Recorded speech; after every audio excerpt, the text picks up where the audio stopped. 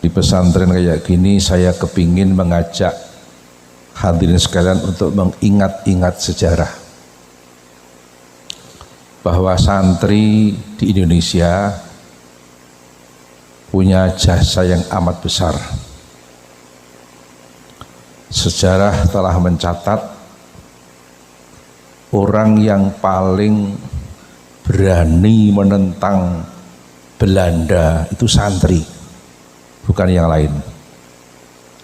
Yang paling berani menentang penjajah Belanda adalah santri.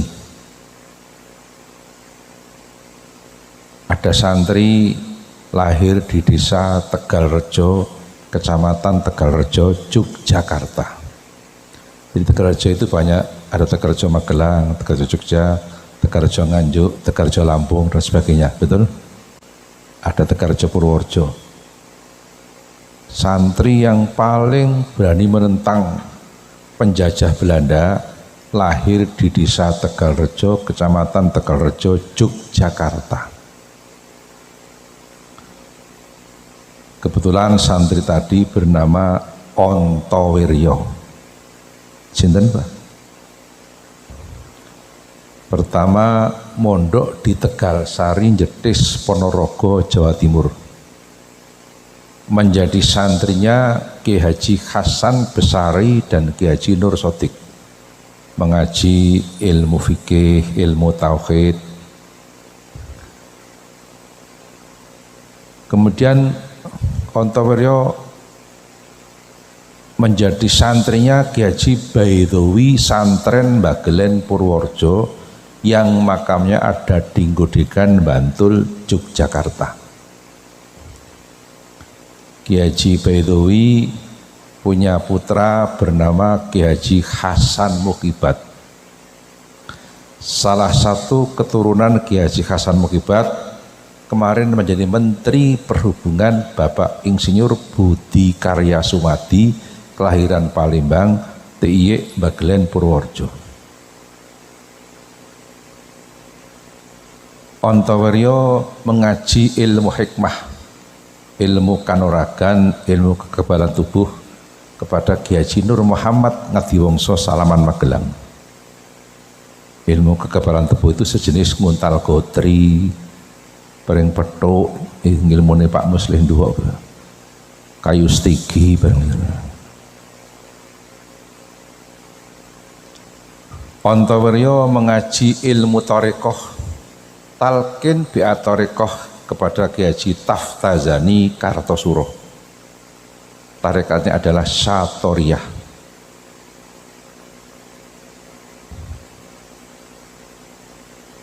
Di Ontowiryo ngaji ilmu tasawuf kepada Ki Taftazani, ilmu kanuragan pada Ki Haji Nur Muhammad Ngadiwongso Salaman Magelang. Ontowiryo menghimpun kekuatan perang memusuhi Belanda 5 tahun. 1800 langkung dumugi 300. Walaupun cuma 5 tahun, bikin pusing pemerintah Hindia Belanda. Uang kas pemerintah Hindia Belanda habis. Belanda punya hutang luar negeri gara-gara menghadapi Ontowiryo. Ontowiryo wafat dan dimakamkan di Makassar, ujung pandang dekat Pantai Losari. Sudah pernah ke Pantai Losari, Pak? Saya sudah. Ikan kerapu di Pantai Losari paling enak se-Indonesia. Kata anak-anak musisi, konon Pantai Losari itu pantai bertemunya Daeng Lala dan Elvi Sukaisih. Ketemu di situ untuk memadu janji. Tapi akhirnya Daeng Lala ingkar janji, pindah ke tanah Jawa. Elvi Sukaisih menangis meraung-raung kesakitan karena ditinggal oleh Daeng Lala. Itu kan cuma lagu, judulnya Sumpah Benang Mas. Ontowiryo oleh pemerintah namanya dijadikan nama kampus negeri di Kota Semarang, di Tembalang dan Peleburan. Bahkan oleh pemerintah Ontowiryo namanya dijadikan nama Kodam Jawa Tengah dan Yogyakarta. Ontoweryo patungnya numpak jaran nganggo jubah serbanan ono kerise dipasang teng alun-alun Kota Magelang. Sak ngisor patung ono tulisane Turangga tinitihan sesekaring bawono. Kuda sebagai kendaraan menjadi bunga dunia. Ontoweryo punya nama Kiai Abdul Hamid. Ontoweryo terkenal dengan nama Pangeran Diponegoro. Niku santri. Belum ada 6 bulan, Profesor Martin dari Belanda ceramah di kampus Gajah Mada. Beliau mengatakan, dulu Belanda itu paling takut dengan santri.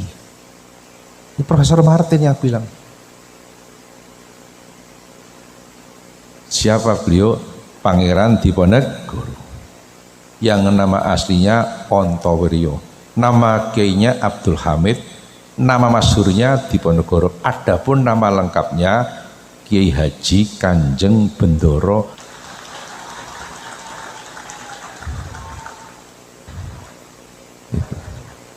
Terima kasih anak-anak. Kan anak didik, tidak ada bapak didik, itu istilah pendidikan. Walaupun bapak berusia 60 tahun, guru berhak menyebut anak didik. Betul? Itu istilah pendidikan. Mbok menawi wonten ing badhe ngrekam kula wangsuli asma Diponegoro. Diponegoro kan orang soleh. Keturunan Diponegoro banyak menjadi ulama besar. Di antaranya Simbah Kiai Haji Abdul Malik Kedung Paruk Sokaraja Banyumas. Di antaranya Simbah Kiai Haji Badrus Soleh Arif Purwasari Kediri. Di antaranya Simbah Kiai Haji Zikron Abdullah Pedurungan Semarang, dan masih banyak lagi. Diponegoro. Ada yang mau merekam enggak? Saya ulangi nama Diponegoro. Diponegoro orang soleh itu disebut namanya Allah turunkan rahmat. Maka Nabi mengatakan, idza dzukira sholih nazilatir rahmah. Ketika ada orang soleh disebut namanya Allah turunkan rahmat. Ada yang mau ngerekam enggak ini? Wonten mboten? HP siap. Siap 86. Kalau wangsuli asma Diponegoro komplit. Gus Khalid ngerekam. Nuwun. Paling mung gua Selarong tok. Jangan diganti Selarang. Kalau Selarang itu Banyumas, kalau Selarong itu Bantul. Maka kalau Bapak berkesempatan berkunjung ke Kota Magelang, melihat kamar Pangeran Diponegoro di kantor Eks-Karsidenan Kedus BPKRI pertama. Diponegoro punya 3 peninggalan. Pertama Al-Quran, yang kedua tasbih, yang ketiga Fathul Qorib, kitab madhab syafi'i, kitab pesantren. Jadi yang paling berani menentang Belanda ki sing ngaji Fathul Qorib. Peninggalan yang pertama Al-Quran. Kenapa Al-Quran? Beliau seorang muslim. Peninggalan yang kedua tasbih. Kenapa tasbih? Beliau ahli zikir, bahkan torekoh Diponegoro. Almarhum Profesor Salim Said, guru besar ilmu pertahanan di Jakarta, mengatakan Diponegoro tokoh torekoh.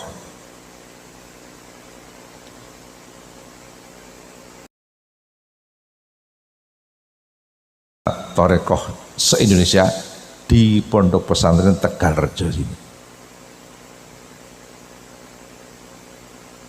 Almarhum Mbah Kiai Haji Khudori dengan bapak saya Kiai Nawawi satu kamar di Lasem, satu kamar, sama Kiai dari Buntet Kiai Cirebon Yahawi, Mbah Khudori, Mbah Nawawi satu kamar di Lasem. Sejarah ini. Kongres itu hampir batal. Bapak kula kali Mbah Khudori konco nang Lasem ora basan-basanan. Mbah Khudori takon kali bapak kula, Nawawi, piye Torekoh sida kongres apa ora? Mbah Khudori. Bapak kula jawab, kayane ra sida. Mbah Khudori, aja kaya ngono, wali-wali arek rembugan kok ora sida mirang-mirangke. Bapak kula, lha piye biayane urung ketok iki gambarane. Kehebatan Mbah Khudori ngendika, wis engko aku sing golek dana. Akhirnya berkumpullah dana berbentuk inatura. Sing apik-apike Mbah Khudori, walaupun sing gerak nggih jamaah Torekoh Magelang, Temanggung, Purworejo, Salatiga. Tapi sing gerak sing apik-apike Mbah Khudori. Gitu. Sejarah ini. Terkumpullah dana berbentuk inatura, kelapa, beras, CS. Ini sejarah.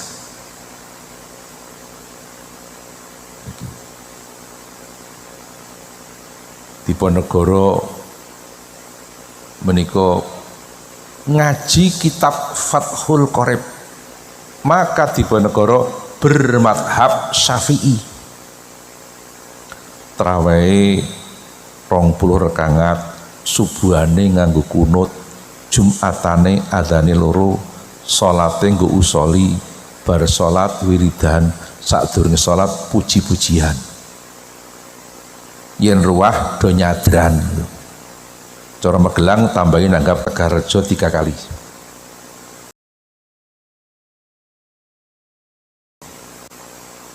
Mbah Khudori dulu pernah ngendika gini, pondok ki ana werna loro, kata Mbah Khudori. Ana pondok wesi, ana pondok plastik, Mbah Khudori.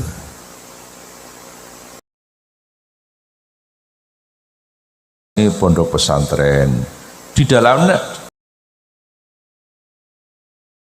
Fathul Qorib, Fathul Wahab, Amriti, Aqidatul Awam, Fathul Wahab dan seterusnya. Itu pondok besi, pondok asli. Yen pondok plastik, kata Mbah Khudori, hati-hati. Apalagi cari yang gak tahfidz. Banyak sekarang, hati-hati. Kalau bapak mau kirim anak ke tahfidz, tanya dulu sanad yang masyhur di Asia Tenggara ini lewat Simbah Kiai Haji Krapyak, siapa? Mbah Kiai Munawir Krapyak. Satu-satunya muridnya Mbah Munawir Krapyak yang sab'ahnya sempurna adalah Mbah Kiai Haji Arwani Kudus. Ini sejarah. Makanya kalau mau kirim anak ke pesantren tahfidz ditanya sanadnya dari mana. As-sanad minaddin. Simbah Kiai Haji Hashim Asy'ari Teguireng Jombang kan wonten konon asasi NU mengatakan i'lam anna hadzal ilma dinun falyanzur ahadukum amman ya'khudhu dinahu. Ketahuilah bahwa ilmu agama adalah agama. Ilam anna hadzal dina ila an hadzal ilma dinun. Ketahuilah bahwa ilmu agama adalah agama. Kata itu hadis itu, ilam anna hadzal ilma dinun. Ketahuilah bahwa ilmu agama adalah agama. Maka ketika kalian mengambil ilmu agama harus jelas dari siapa kalian ambilnya. Jangan asal ambil, betul? Jangan asal ambil. Kayak panjenengan putranya di Tegarejo, Mbah Khudori itu sanadnya jelas. Tebuireng juga Bendo Mbah Khozin. Terus riyin bapak kula kali Mbah Khudori teng Lasem, Mbah Khudori pindah nang Bendo, bapak kula pindah Lirboyo. Sejarah niku. Niku. Maka pesantren itu penting sekali. Pak kula matur, bahkan dulu ada Belanda rusak bangsa Indonesia. Douwes Dekker. Dokter Douwes Dekker dikirim ke Indonesia dari Belanda untuk merusak bangsa Indonesia. Setelah sampai di Indonesia, Dokter Dosdeker kenal kiai, kenal santri, pikirannya berubah. Yang semula gabung dengan pergerakan bangsa Indonesia, bahkan kadang-kadang semangat keindonesiaannya melebihi bangsa kita sendiri. Siapa? Dokter Dosdeker yang punya nama lain Multatuli dan Setiabudi. Bahkan setelah kenal kiai, kenal santri, beliau punya pendapat. Pendapatnya begini, kalau tidak ada kiai dan pondok pesantren, maka patriotisme bangsa Indonesia sudah hancur berantakan. Saya kemarin ceramah kayak gini di Lamongan, Babat ke Selatan, saya bilang gini langsung kompak tepuk tangan di sana. Kata Dokter Dosdeker, kalau tidak ada kiai dan pondok pesantren, maka patriotisme bangsa Indonesia sudah hancur berantakan. Pertama, kalla lisanuhu, lesannya sulit untuk bicara. Kata orang Jawa, blangkemen. Belangkemen apa belanggentak? Ayo, belangkemen. Orang meremehkan guru, sulit untuk bicara. Kalla lisanuhu. Yang kedua, nasya ma hafidho, lupa apa yang ia sudah hafalkan. Ini. Yang ketiga, waftaqara fi akhirih, akhir hidupnya jadi orang yang hina dina, naudzubillahi min dzalik. Maka kepada para santri baik yang sudah alumni atau yang masih di pesantren, tolong ingat tiga ini supaya kita bisa menghindari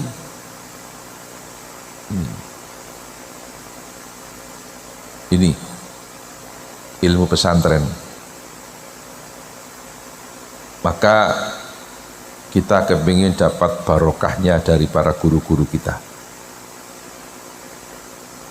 Syekh Muhammad Nawawi bin Umar At-Tanara Banten mengatakan, al barokatu ma'a akabirikum, berkah itu adanya dengan para akabir. Siapa akabir? Al akabir hum al ulama, kata Syekh Nawawi Banten. Akabir adalah para ulama. Maka kalau kepingin barokah, kita harus merapat dengan para ulama, termasuk merapat dengan Jam'iyah Nahdlatul Ulama. Jadi yang kita ikuti ini ormas keagamaan, kesepakatan para ulama. Apa itu Nahdlatul Ulama? Maka hadis, jadi hadis itu lengkapnya umat. Nabi mengatakan kesepakatan ulamanya umatku nggak mungkin menyesatkan. Logikanya kalau kesepakatan umat Islam masih mungkin menyesatkan, apalagi pendapat pribadi. Maka yang kita ikuti adalah kesepakatan ulamanya umat Islam, bukan kesepakatan umat Islam. Hari ini banyak ormas keagamaan yang mendirikan bukan kesepakatan para ulama.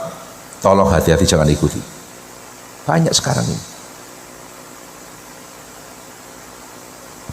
Makanya jangan sampai berpisah dengan Nahdlatul Ulama. Apalagi jenengan Santi Tegarjo, Mbah Kudori itu sanadnya Bukhari dari Mbah Hashim Asy'ari Tebuireng Jombang. Jelas ini.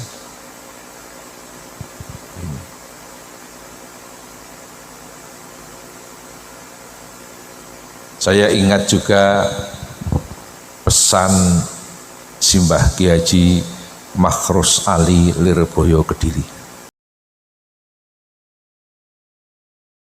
Halakoh pemahaman kitab kuning secara kontekstual 3 hari di Pondok Pesantren Darussalam Watu Congol Muntilan Magelang menjelang muktamar menjadi keputusan halakoh pemahaman kitab kuning secara kontekstual.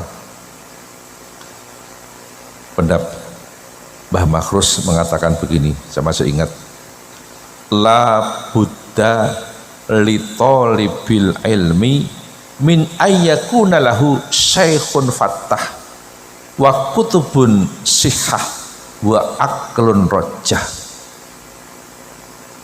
Kata Mbah Makhrus, wajib bagi seorang penuntut ilmu akan 3 hal. Pertama, syekhun fattah, guru yang membukakan hatinya murid, guru yang bertanggung jawab. Para ulama di pesantren ini enggak sekedar mengajar, enggak pernah berhenti mendoakan santri. Tiap malam enggak pernah berhenti mendoakan santri. Syekhun fattah. Yang kedua, wa kutubun sihah, punya kitab-kitab yang sehat. Contoh kitab sehat, kitab Jurumiyah, gramatika itu Arab. Syekh Ahmad Sonhaji selesai mengarang kitab Jurumiyah, kitab itu dibawa ke tepi pantai, dibuang ke laut, kitabnya dibuang teng segoro. Sambil membuang kitab mengatakan, kalau memang kitab ini akan bermanfaat, walaupun aku buang ke laut, kan nanti kembali ke kamarku sendiri. Syekh Sonhaji pulang ke rumah, kitab yang beliau buang di tengah laut itu sudah ada di atas meja di kamar. Kitab diguang balik di, sementara kitab kula jenengan rasa nunggu diguang do ilang karepe dhewe-dhewe. Wong senengane ki TikTok karo Sherlock. Betul? Apa ada kampus yang kayak gitu? Enggak ada. Hanya ada di pesantren. Itu kitab Jurumiyah. Begitu juga kitab Aqidatul Awam. Syekh Ahmad Marzuki itu enggak ngarang sendiri. Beliau tidur bermimpi ketemu Rasulullah, ketemu Nabi. Terus Nabi baca Alhamdulillahil qatimil awwali, ayo al akhiril bagi bila, terus sampai wasuhuhul kholili wal kalimi fiha kala mulhakamil alim. Terus bangun, loh, ketemu Kanjeng Nabi. Tidur lagi, mimpi lagi ketemu Nabi yang kedua kalinya. Nabi berpesan, apa yang aku baca tadi tolong tirukan, kembangkan di tengah-tengah masyarakat. Maka pesantren-pesantren besi seluruh Indonesia nggak berani meninggalkan kitab Aqidatul Awam. Ini kutubun sihah. Yang ketiga, wa aklun rojah, ketinggian akal. Jadi santri akalnya harus tinggi, punya dedikasi, punya inovasi, punya gagasan. Gimana caranya? Yang belum hafal biar hafal, yang belum paham biar paham. Tidak usah malu-malu, tanya sama teman. Saya ingat dulu ketika saya mondok di Lirboyo, saya akan ngeroisi, saya nggak paham, pulang gugah Pak Yai Ashari Payaman, kakak kelas saya di Lirboyo.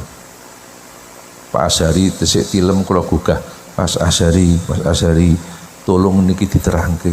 Nerangke ini. Saya tidak malu-malu. Ini. Wa aklun rojah, akal, ketinggian akal. Itu maka santri saya minta terus terang saja kudu duwe gagasan, inovasi. Tapi kebaikan lama dan bijak, makanya jangan pernah lepas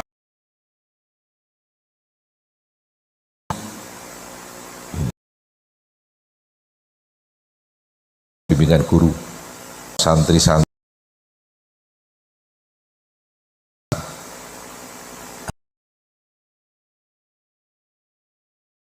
ini, dan ini konsep keberhasilan min yaumina hadza. Pak Nas, ini sudah malam ya Pak Nas ya?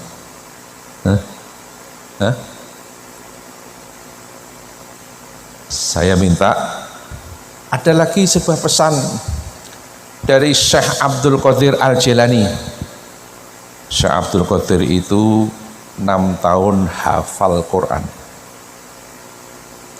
Syekh Abdul Qadir berpesan. Yang kedua, antum ta'maluna bima la ta'lam. Abdul Qadir ilang perkara. Kalian para santri sudah punya ilmu, semampu kalian tolong amalkan di tengah-tengah masyarakat.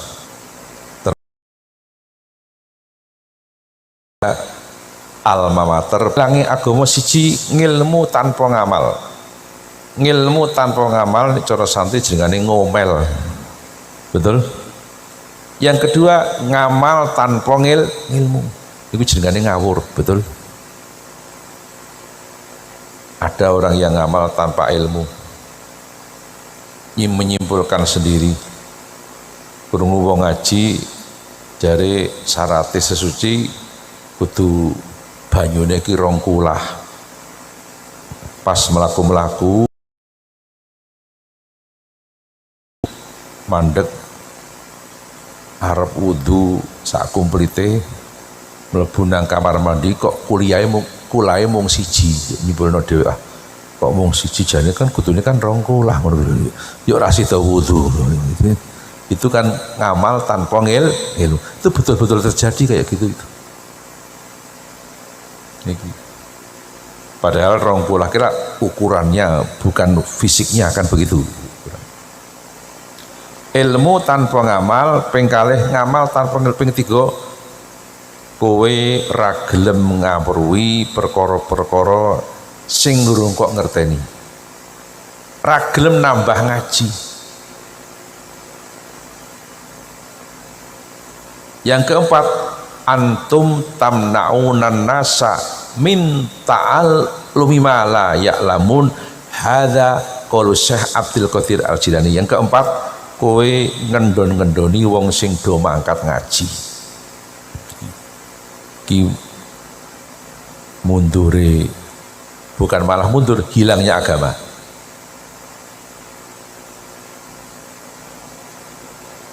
Nek jenengan teng omah sudah mulai mapan, ya ada yang ngaji dan sebagainya, sudah mapan dipercaya di tengah-tengah masyarakat. Itu juga diuji 4 hal oleh Allah. Asy-Syaikh Ali Abdul Hasan Asy-Syadzili mengatakan la yakmulu alimun fi maqamil ilmi hatta yubtala bi arba'in. Seorang alim tidak akan sampai pada puncak keilmuan sebelum diuji 4 hal oleh Allah.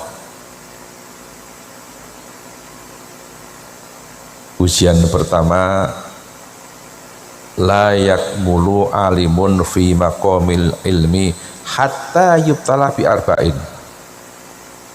Yang pertama ujiannya adalah sama tatil a'dai, dicecengis wong sing mungsuhi. Jadi kiai itu ada saat-saat dicecengis wong. Nek dadi kiai ana wong sing nyecengis aja cilik ati, mung ujiane kaya ngono kuwi. Yang kedua, toknil juhali, dipaido wong bodho. Jadi nek dadi kiai kok ana wong bodho mah itu aja cilik ati. Walah, aku njaluk banyu ora mandi jebul to kan. Matatil a'dai, toknil juhali. Yang kiai lho. Ini paling berat. Kadang-kadang tiba itu podo-podo pengurus NU, tiba itu konco basul masail, kadang-kadang begitu. sama tatil a'dai toknil juhali mual amatil asdiqai. Yang keempat hasadil ngulamai, diserii pada kiai, ini paling berat. Maka sebagai tokoh masyarakat kudu siap diuji 4 hal ini. Kalau enggak siap, ya enggak bakal lulus. Maka saya doakan semuanya lulus, Allahumma amin. Lulus semuanya. Untuk para santri-santri ada doa supaya kita punya ilmu itu kayak Nabi Ibrahim. Tolong yang bawa HP silahkan untuk direkam. Santri-santri bisa dibaca habis sholat fardu sekali saja. Tolong tirukan. Bismillahirrahmanirrahim. Ayo. Allahumma ya muallima Ibrahima allimni ya mufahima Sulaimana fahimni ya muallima Ibrahima.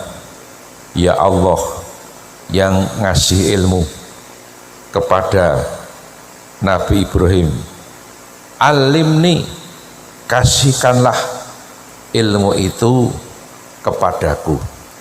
Ya mufahima Sulaimana, ya Allah yang ngasih paham kepada Nabi Sulaiman, fahimni, kasihkanlah paham itu kepadaku, supaya kita, keilmuan kita ini diwarisi oleh anak cucu.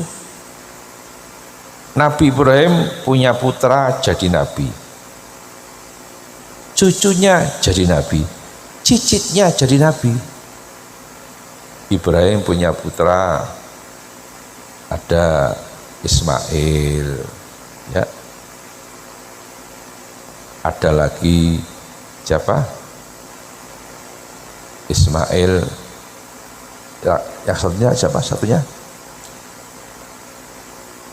Yakub, Ishak, betul, Ishak punya putra Nabi Yakub, Yakub punya putra Nabi Yusuf. Maka Nabi Ibrahim jadi nabi, sang putra jadi nabi, sang cucu jadi nabi, sang cicit jadi nabi.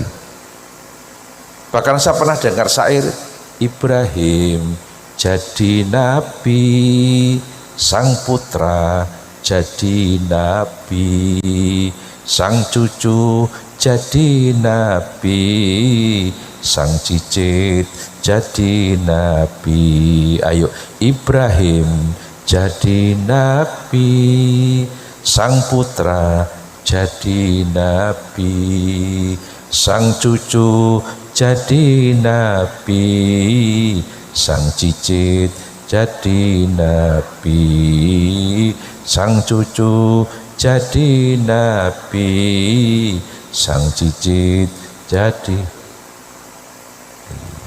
Nabi Ibrahim punya putra tadi Nabi Ismail dan Nabi Ishak. Ishak punya putra Yakub jadi nabi, Yakub punya putra Yusuf jadi nabi. Mungkin jenengan dadi santri, putrane ya santri, betul? Amin. Putune ya santri, buyute ya santri terus.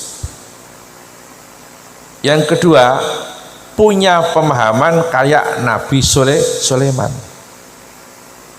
Nabi Sulaiman itu oleh Allah dikasih pemahaman, enggak cuma paham dengan bahasanya manusia, maaf, dengan bahasanya hewan Nabi Sulaiman ngerti. Kok ada kambing masih berembuk, Nabi Sulaiman ngerti bahasanya kambing, bahkan ngerti bahasanya semut Nabi Sulaiman itu. Ini penting sekali. Ini maaf, intel itu perlu ilmu Nabi Sulaiman.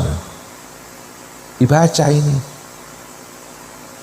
ya muallima Ibrahima alimni, ya mufahima Sulaimana fahimni. Tolong Pak Ibu dan para santri dibaca habis sholat fardu sekali saja, nggak apa-apa. Pak Nas, kayaknya itu saja yang perlu saya sampaikan. Yang penting mudah-mudahan masuk hati. Ini bulan Muharram.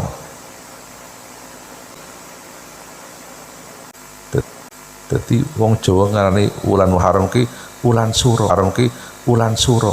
Suro itu diambil dari asuro. Itu kebijaksanaan. Barangkali itu saja yang perlu saya sampaikan. Mudah-mudahan ada guna dan manfaatnya.